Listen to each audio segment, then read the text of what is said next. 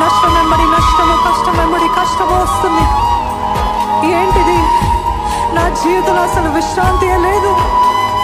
ఎప్పుడు చూసిన ఏదో ఒక శ్రమ, ఏదో ఒక బాధ, ఏదో ఒక కష్టం వెంటాడుతుందంటే, ఈరోజు దేవుడు నమ్మండి, ఆయన నమ్ముకున్న వాడిని సిగ్గుపరిచే దేవుడు కాదండి.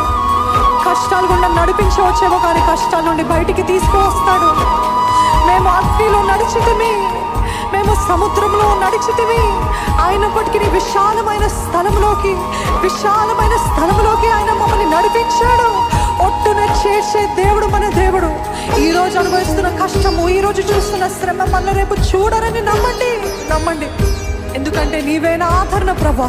ఆయనని ఆశ్రయించిన వారిని ఆయన సిగ్గుపడనివ్వడండి. ఆయన నమ్మిన వారిని సిగ్గుపడనిచ్చే దేవుడు కాదు.